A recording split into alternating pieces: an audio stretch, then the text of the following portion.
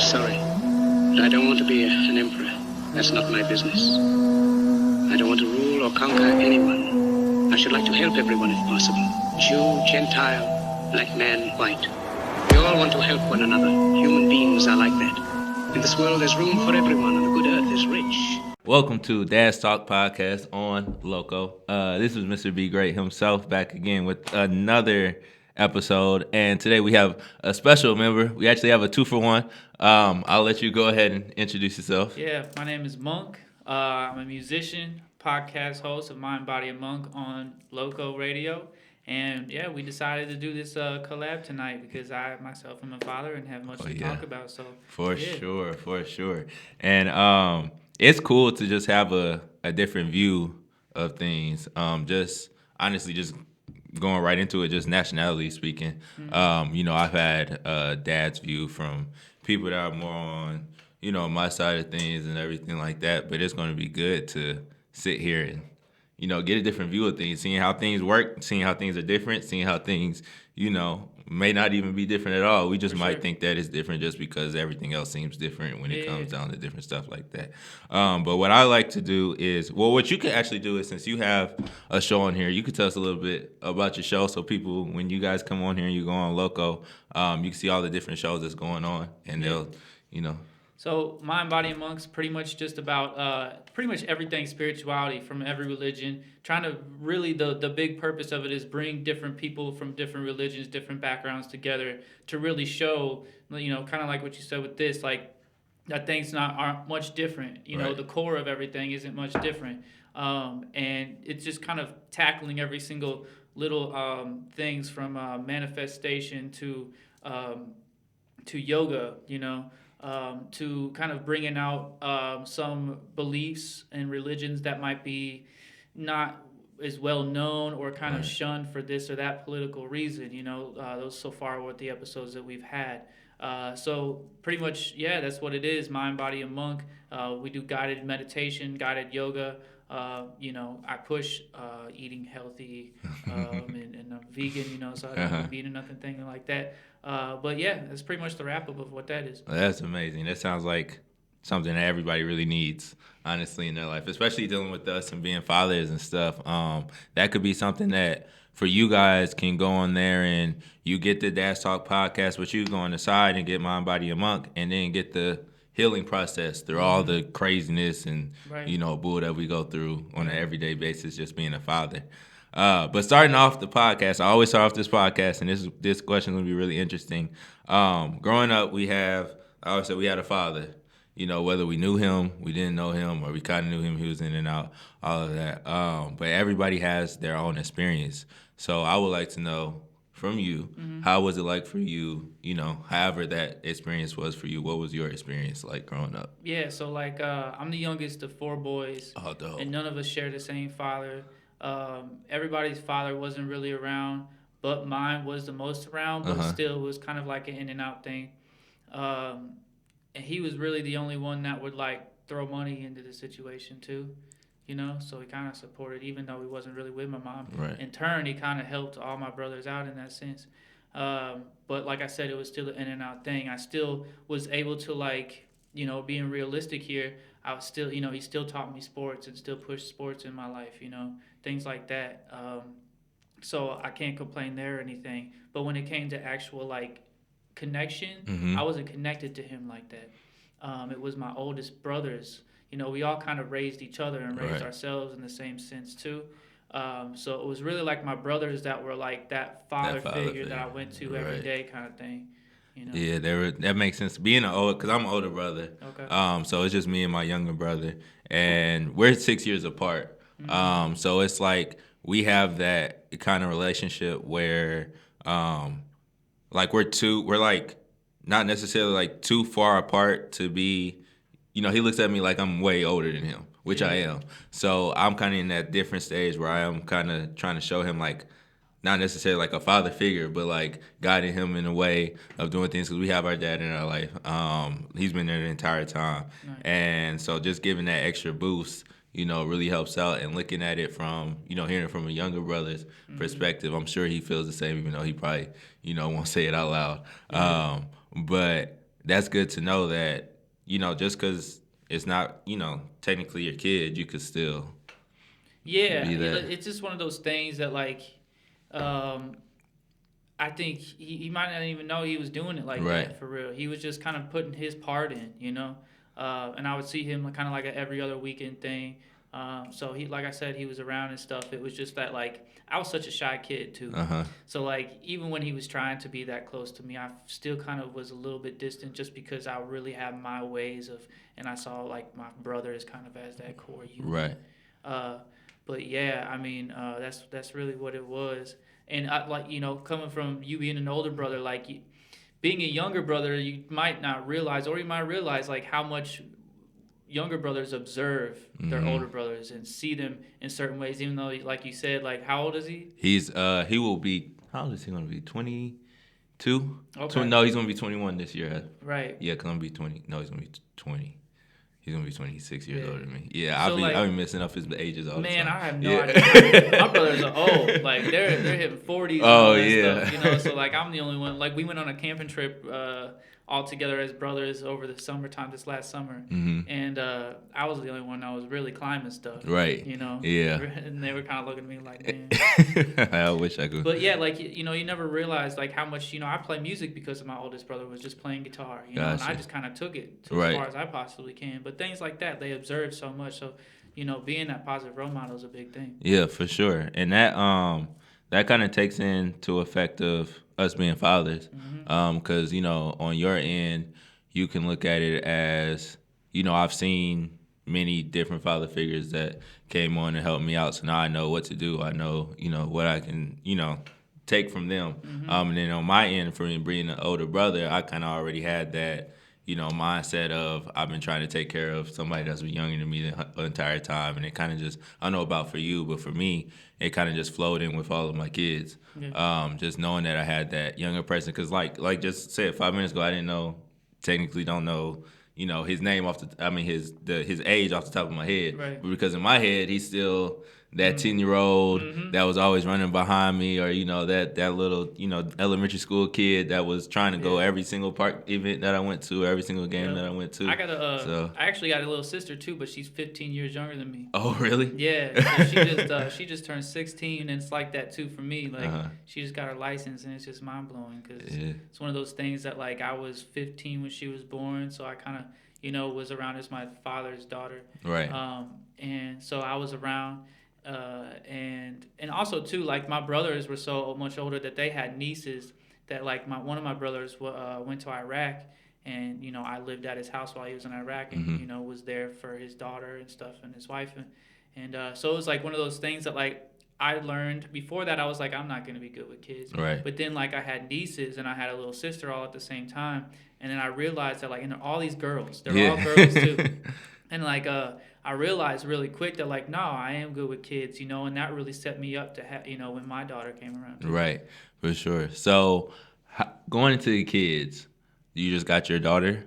I just have one daughter. Okay, yes. So I have 2 daughters and I have a son on the way. Nice. Yeah, so like you said, looking at it from seeing the girls and seeing all of that, you have a mindset and you have a way that you think you're going to be when it comes to raising a kid. But when it comes to raising a daughter, that's something that's completely different. And it's cool to see, other dads with daughters, because, basically a girl dad, I feel like is a different dad than any of the dads out there, because it's just a different aspect that we have to look like. It's like, you take care of somebody, but like, no, I really have to take care of you. Yeah. And I was listening to this comedian, and he was talking, and he was like, it's weird how it's a difference between you, because he has a girl, and he had a girl, he has a son.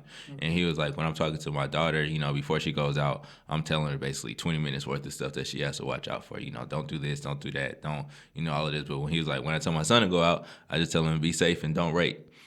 So it's one of those things, like, and I don't know, but I just find that you settle in and you really listen to that, and like it's deep, because you really, it is 2 completely different things that you have to talk to your kids about. Definitely.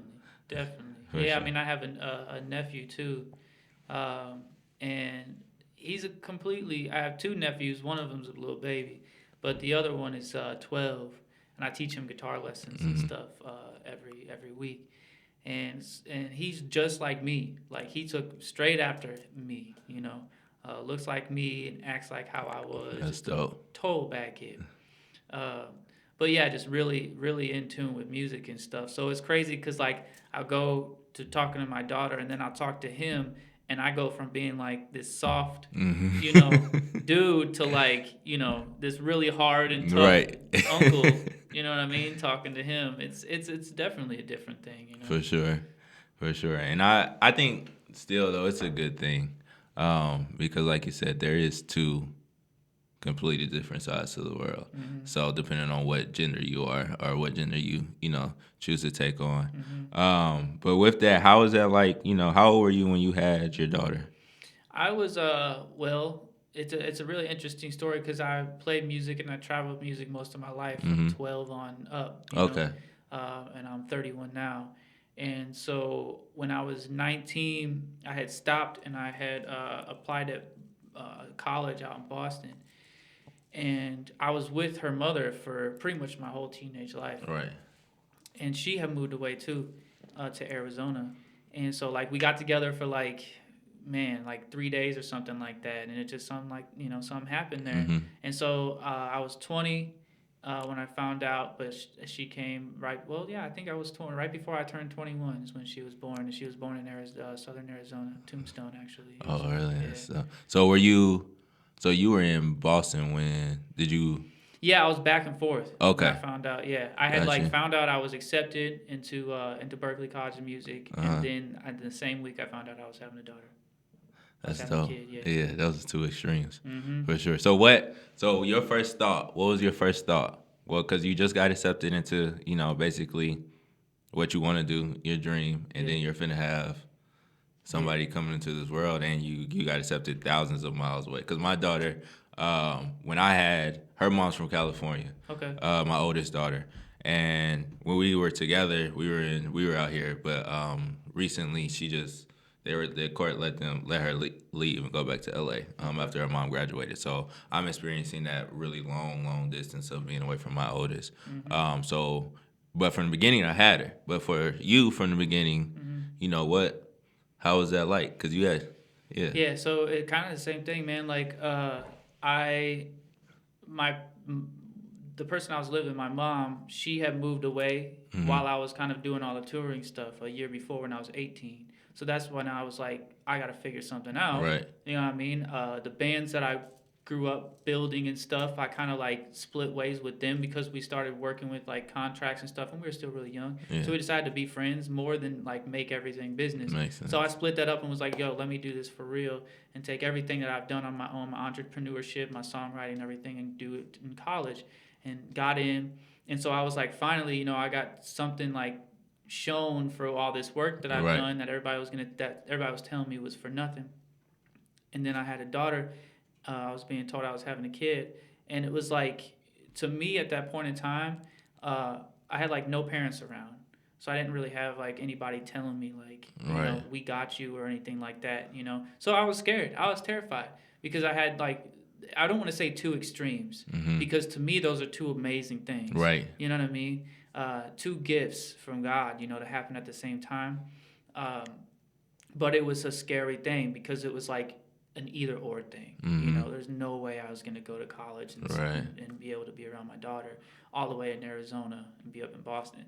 And so obviously I kind of tried a little bit for the college and see what kind of like programs I can do, but realized real quick that there was no way I was going to be able to finance all that stuff and still work everything out. So I moved to Arizona. I moved to southern Arizona and I kind of like stopped the music thing for a bit and just kind of dove into southern Arizona, the Mexican border, Tombstone, and it was amazing, for what it was. It was new to me.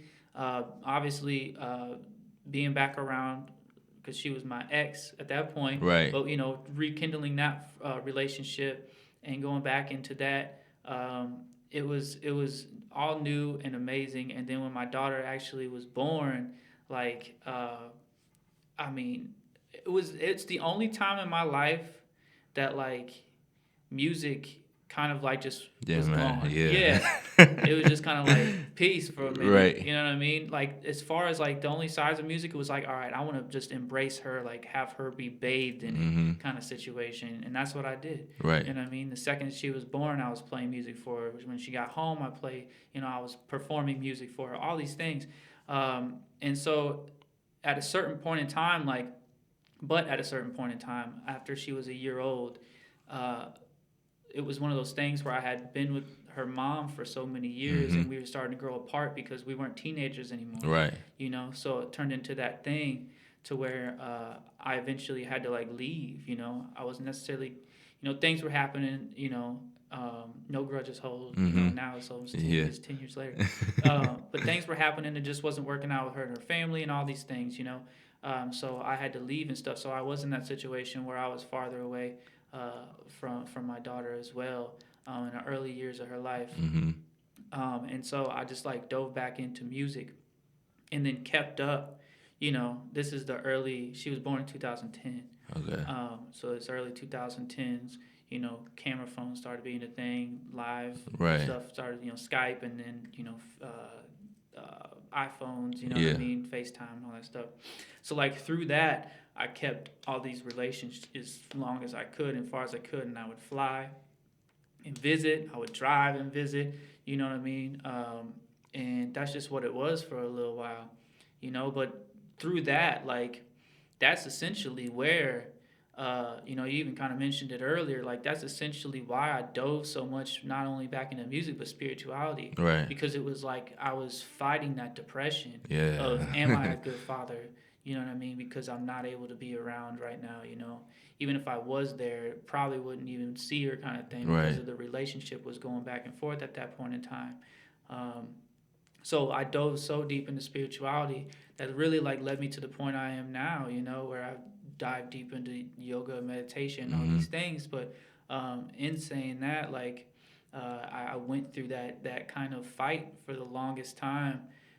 Until like shone some light and got closer and closer to her, right, you know, as the years went on. Right. So that's good to hear. To know that somebody else, you know, is going through the exact same thing that you're going through, because just being like when they let her leave, they let her leave in August of, it was 2 years ago. So it was 2 years ago. And I was there basically every day that I basically could be, you know, after me and her mom split up, because we split up when she was around like 1.5 or something like that. And every day that I was there every day that, you know, I was there when we were together. And then when we split up and she was still around, I had her basically half of the time throughout the week. But when she left and she went far away, that kind of took, like, even still, to this day, you know, it hurts like a lot. Like it feels like you have, you know, you do have something that's just out there, but it's your child. So now you feel like you're constantly missing something. You feel kind of like how you feel like when you forget your phone. But it's like that constant feeling that I have that, like, you know, I'm doing everything right and everything's perfect, but it still feels like there's something missing.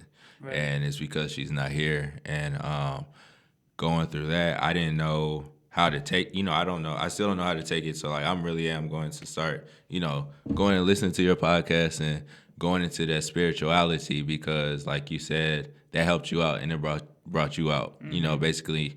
And what I realized is going into my own spirituality on those times where I am, you know, on the deep end, on the dark end, that's really helped me and brought me out as well. So knowing that, you know, is basically a green light, and that, you know, everything, seeing it from you, and I'm just now starting to go through it and knowing, because I don't know about for you, but for me, when it comes down to like the FaceTiming and all of that, I love that, you know, that came into that we could basically do that, because like you said, that wasn't a thing before like 2010. Yeah. So knowing that I can do that and I could call her whenever I want to is amazing. But at the same time, seeing her on my FaceTime all the time, or, you know, she's only 4. So, and when she was like 3. So, Yeah. 3-year-olds, they don't keep on the phone. Right. They For just see whether a phone and they yeah, like a phone. that's Yeah. it. And like she has more fun. She like now it's a lot better because she's about to turn 5, so we're having actual conversations. She could talk to me and stuff. But for a minute there, it seemed like she was having more fun playing on the phone with me, like just clicking the different buttons than we were talking. That's because she was a kid. So it took, and it's still taking me a while to where I feel like I don't call her every single day right now because, like I said, of that reasoning, like we only be on the phone for so much, and I would rather have her. Like I said, I'm the type I get upset anytime I get off the phone with her, and I'm happy, but at the same time, it's like a step back for me because it's like I see you on the phone and I'm talking to you and we're going through all this, but I can't play. You're playing around in your room and I'm just watching you play. Like it's like dreadful. Like you're being tempted to something that like somebody you're hungry and somebody putting food right there, but you're not allowed to eat it. Yeah. So for me, that really even like right now like that really touches me and that really hurts. But knowing that you can get through it and get to the other side, It gets better, yeah, exactly what you explained is what I went through, and you almost feel like you're powerless, right, in a lot of different ways. But my situation, my daughter's 10 now, and her mom moved around. She moved from Arizona to Tennessee, and then moved to I remember the time I went to Tennessee early 2019 to visit her, and she, her mother and her family is always so close. They move kind of all together all the time, and we were all hanging out. My daughter's mom, my daughter had went to bed. The mother, my daughter's mom and her husband, and her brother as well. And they all went to bed, and her brother was like, "Yo, I just want to tell you something. Like, don't tell anybody this, but they're moving to Missouri." I was like, word, because I was supposed to be moving to LA, to forward my musical career, and I had worked for like 2 years to get to that point. I was transferring with my job and everything, and I worked real hard. But the second I heard that, I was like, oh no, yeah, forget everything. staying, and that's why I'm still here today. But yeah, the second I heard that, I was like, okay. And then they did it, on my birthday weekend, 2019, same year, and yeah, and then since then, I've been able to see her, at least once a month. COVID kind of stopped that at first, but then we started it up, and it's just been like, it's one of those things where you kind of see the light at the end of the tunnel, and those FaceTimes and sticking through those FaceTimes is what made my daughter know me. Right. You know what I mean? Not feel weird around me. Nothing of that sense. Like I said, I went through her being 3, her being 2, and just really messing around with the phone and really not even worrying about stuff. And still, there would be times, even at 5, 6, and 7 and stuff like that, where I feel like that every once in a while. And once again, like you being into sports, I was into sports when I was a kid, like not being able to go, to like her extracurricular stuff that she's got going. Right, on like she's in gymnastics right now, and she's like actually really really good. Like she's competing with the 10-year-olds, and she's only 5. Oh wow. And she just hit a backflip yesterday. Dang. Yeah, or the other day. So it's like, and like I said, I'm huge when it comes to sports. Like I'll drop anything to go pick up a ball, to go do whatever. So seeing that my daughter is in extracurricular and getting all these videos and stuff like that, and it's like, man, like I can't see it. Like I see it and it's dope, but I would have rather. I got the video of her doing a backflip, and I almost jumped off the couch to try to do. Cause I've been trying to do a backflip since I was 5, but I was always so scared, and I was never put in tumbling and all that. Wasn't one of the sports that I was fortunate to be in. So she's showing you up. She's showing me up already. Yeah. I love it. So it's great, and that's another thing too. Like it's great. Like you're in another sport. I know all about sports, and you're in another sport, and you're in the one sport that I really really loved. But kind of look, because I'm a football player, basketball player, all of that. So when you look at gymnastics, you kind of look at it, from a side view. You don't really make it pronoun that you love gymnastics. But in the deep end, I've always loved. And when the Olympics came on, I would sit there with my mom and watch gymnastics. So to see my daughter, my oldest daughter out there doing on the balance beams, and she has her own beam in her room, and we'll sit there, because that's how our FaceTimes have turned into now, and I'm starting to love it, like really really love it, because she'll just sit there and put on her desk and get on her beam and just flipped the whole time and showed me everything that she's learned. That's insane. Yeah, but to see that, it's great. Like I said, I want to be there. I want to be on the windshield, screaming at her, everything like that. Yeah. So like you said, everything came around for you, at the end of the day, and you put everything, basically your own hopes and dreams to the back burner just to have, more time with your child. Yeah. And that's something that I feel like everybody needs to hear, and everybody definitely, needs to know and see that that it's okay. It all comes around eventually. Right. Everything comes around eventually, whether it's your relationships with your family or your career. It all comes around. I still do amazing things with music here in St. Louis. Like I said, it all comes around. So it's like, yeah, you can always think about the what ifs or whatever, but you're really gonna, if you just go, forget my family, let me go do this music, Right. or let me go do these sports or whatever, then you're really going to be wondering, because you can't really rekindle those relationships. You know what I mean? You can always restart a career. Right. You know what I mean? So it's like, put all your chips in with your family all the time, because family to me is power. For sure. And that's true power, is family. So like, as long as like you just stick through the hardest parts, it's once it gets good, that's where the whole payoff comes through. You get all them Sonic rings. For sure. You know what I mean? Yeah. Like, it just is what it is. At least that's been my story so far, and I'm so grateful and thankful to God that it's been that way. Because now I start to see the light where, like, years ago, like, when I was far away and stuff, it was like that. It was like, I don't even know what tomorrow's gonna bring. Right. Some days, it would be like, her mom could just like straight up be doing all types of stuff. I wouldn't even know. Exactly. What I mean? Things like that, But thankfully, like I said, you stick it through, and it's always gonna be a brighter at the end of the tunnel kind of thing, Nice. So, and I heard you say, so her mother, she's married. Mm-hmm. So how is this is actually a great question. How is that for you? So for me, because thankfully my oldest daughter, her mother got with somebody right after, and they've been together since. I got with somebody right after, and me and her have been together since. She has my other daughter, and she has my son on the way. Okay. And for me, even to this day, when it first happened, and I saw, another man basically was taking care of my daughter and being around my daughter more than me, that ate basically a hole in my stomach, especially in the beginning. Now I've gotten older and I got mature. It's been like she's about to be 5 now, so it's been almost 5 years, and my mind has flipped to where now I wouldn't necessarily say I'm happy about it, because she has had the same person in her life consistently, and she does have somebody that, I know at the end of the day, even though we have our own, whatever you want to call it, our own issues from the past, from our own, our relationships, whatever. He hasn't, that I know of, done anything, my daughter's okay, basically. I had to check her all the time whenever I get her, of course, and when I had her all the time, but she's okay, and she talks about him, to this day, like he's, basically that other father figure in her life. It still hurts on the inside because, he sees her way more than I do.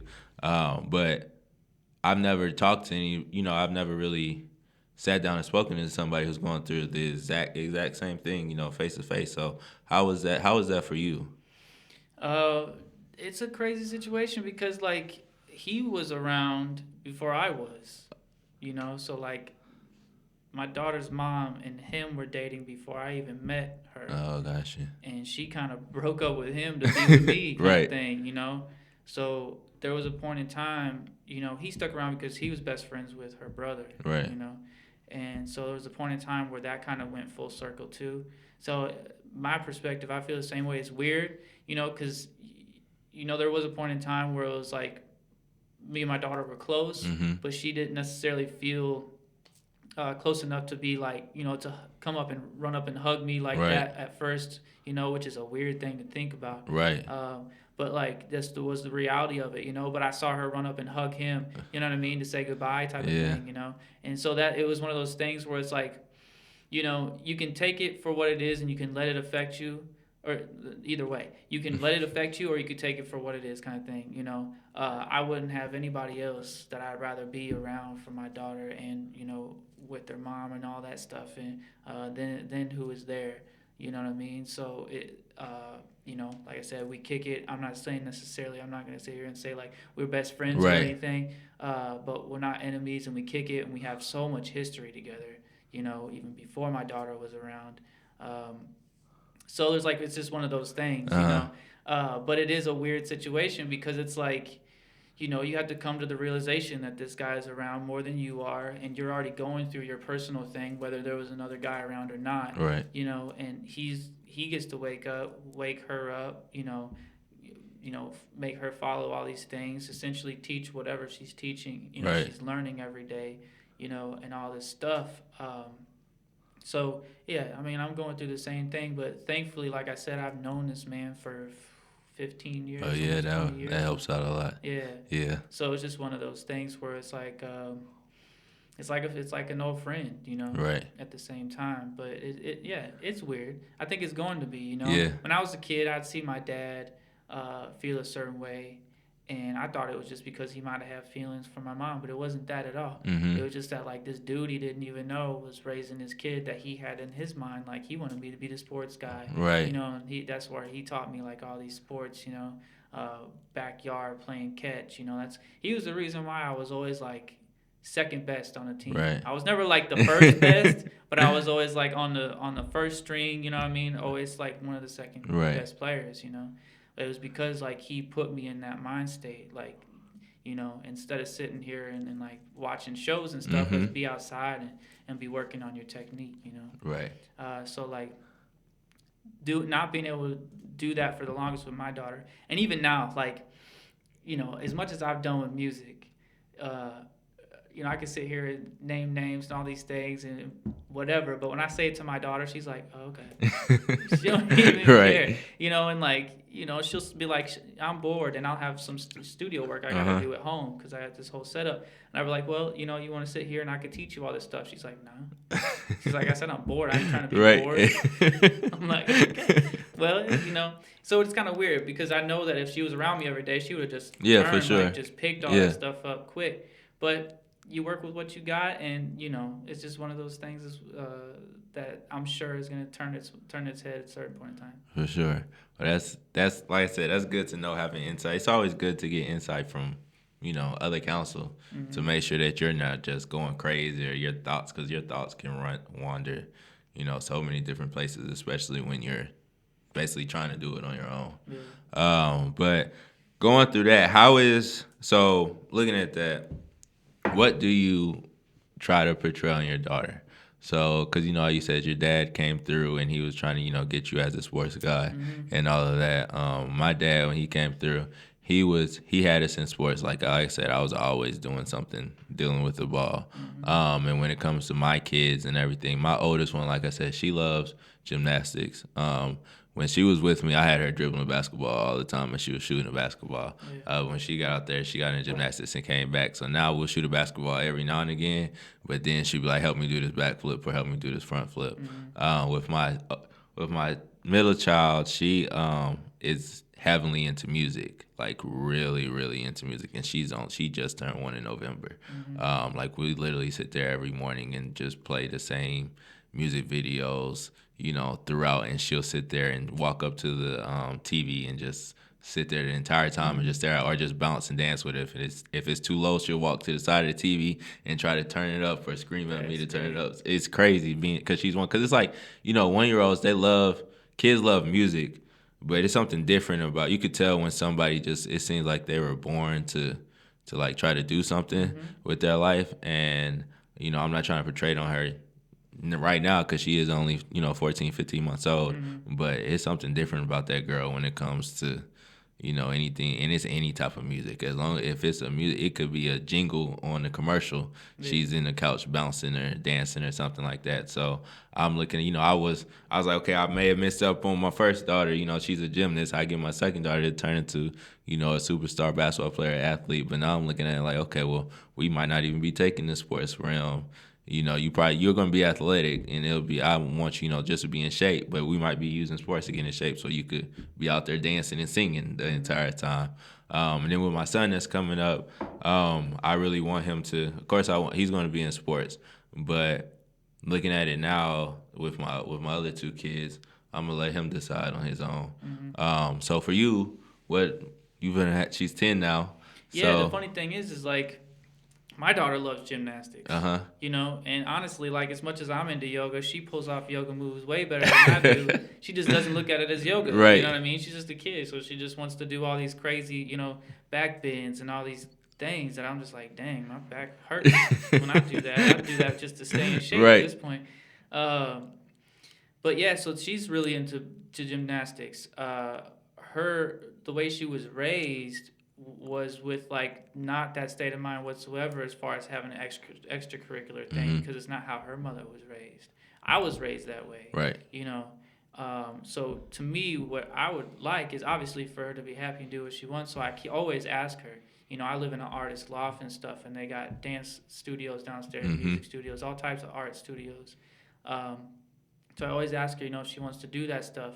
I think it's one of those things. She's a very compassionate human being. So she thinks about her mom and how her mom would feel. So she's reluctant a lot of the time, I would love for her to learn music because I could, I always tell her I could teach you everything. Right. You got the insight right here, everything person, you need. But it's one of those things where she's really good in school. Mm-hmm. Like, she's always been like at least 3 grades ahead in reading and math and all that stuff. And she's to the point where where she'll get done with the test and then start helping other kids. Really? And yeah, like she's a teacher's pet to the extreme. Every school she's gone to. And it's just like, I asked her not too long ago, I was like, why do you think, like, you've been in these different states and you've gone to school in all these different states and every teacher says the same thing about you through every grade. It's like, why do you think that is? And this girl said, I'm the only one that gets stuff done around here. I was like, okay. Oh, yeah. That's your answer right there. Right? After that. All right. So it's just her perspective. Right. Like, she just works She's at a this boss. certain frequency. Yeah. Exactly.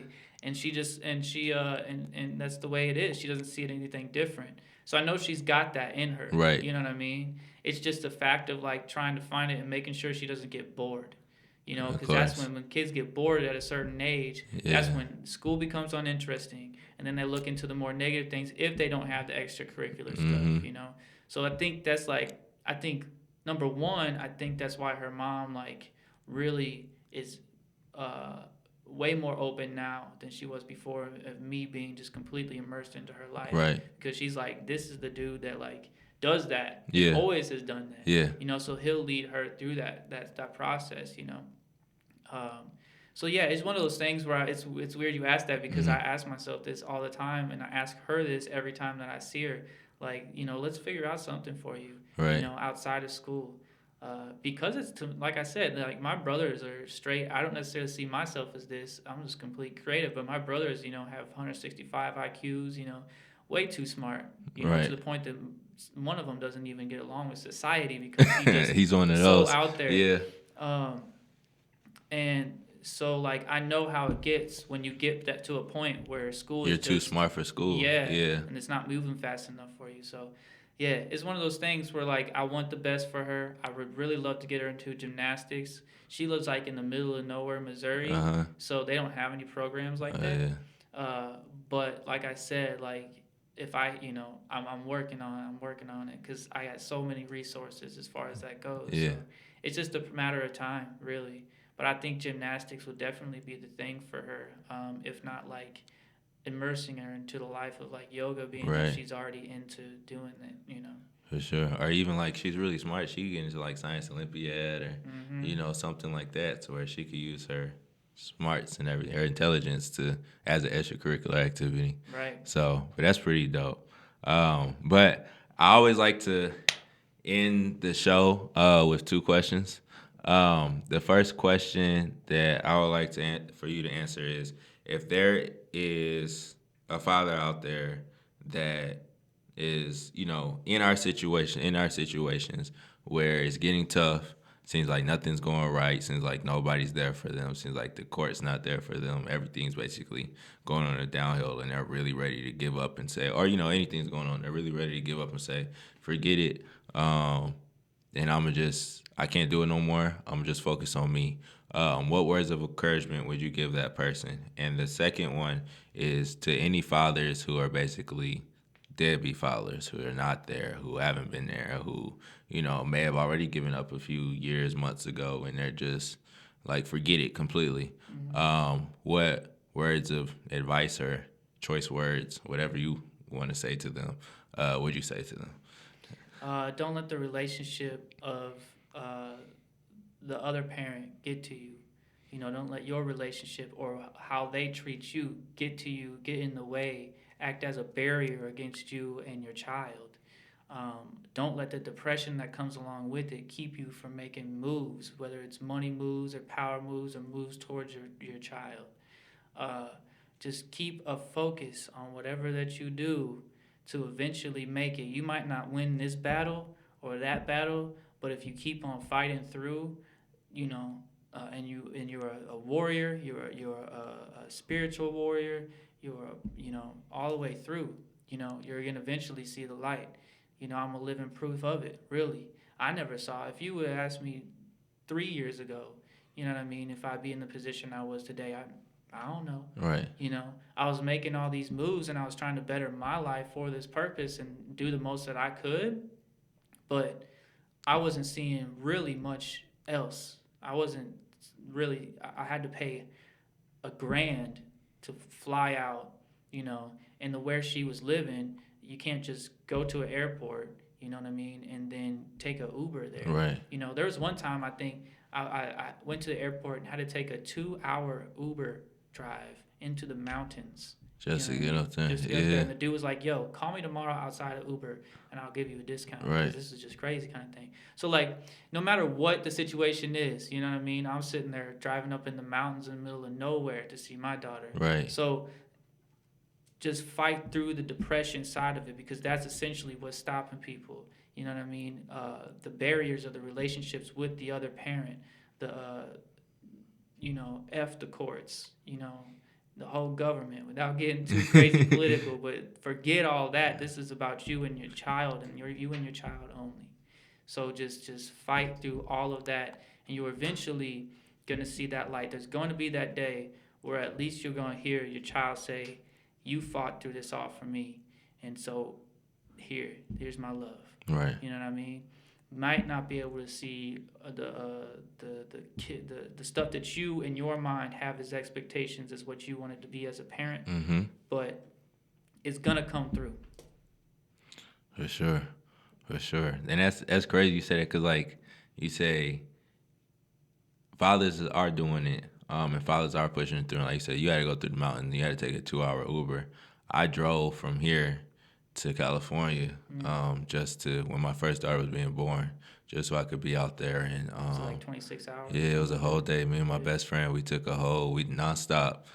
He would do 3 to 6 hours. I do 3 to 6 hours, and we sleep in between. And we stopped. When it got to that point where we were both like, we can't do it no more. We stopped to the side and took a rest. But we went through the ends just so I could get out there just to see her. So like you said, there's no reason people go through the utmost just to see their kid. And then, like you said, for that one that's not there at all, what you got for him? The one that's not there at all is pretty much the same thing. Reverse whatever you got in your mind around, right. Take that selfishness and turn it into selflessness. For people for the fathers that aren't there, there has to be something going on to where they weren't taught. Possibly. Right. It's not every situation, but a lot of times they probably weren't taught something. I know I had to go through some of that. So I know that's a little bit of what my situation was. But, try to, if it's something with, like I said, once again, if it's something with the ex, try to fix that, in whatever way possible. I know some is almost impossible because they're acting in all types of different ways. But so you can only do so much. But for just get your life together. Shiny things, cool cars. You can't hug them really. At the end of the day, they don't hug back. You know, they depreciate. Being a parent doesn't depreciate unless you it gets don't better care. if anything. Right, yeah. exactly. It appreciates, and that's just what it is. Like, you gotta turn your life around, try to fight through that depression, and really just be there for your child, because that at the end of the day, if you're the type of person that wants to say the government wants to get us down, that's the first thing they're attacking is the family. Yeah. Because family is power. That's why they don't push us having so many kids. Because if we had so many kids, we'd have an army. Like, it's that easy. So it's like family is power. So if you see anything of being I hate pushing this because everybody's like, you got to do this to be a man, but if you see yourself as any type of man or any type of good human being, then the first thing that you can do is be there for your child. That's the first thing. For sure. Well, I appreciate you coming on here. We had a great talk. It was great opening. You helped me. I don't know if you helped anybody else, but you definitely helped me. This was for sure something that I needed to hear personally, going through all the things that I'm currently going through, being away from my daughter and everything like that, and seeing, somebody who's already been through it and still going through it, knowing that basically everything's going to be okay, and that there is going to be a green light, a shining light to what you need to see. But with that being said, we are done with this episode. We have Mind, Body, and Monkh with us today, and it was a great episode. We will be back next time on Dads Talk Podcast on LOCO. Thank you guys. You guys have a great night. I'm sorry, but I don't want to be an emperor. That's not my business. I don't want to rule or conquer anyone. I should like to help everyone if possible. Jew, Gentile, black man, white. We all want to help one another. Human beings are like that. In this world, there's room for everyone, and the good earth is rich.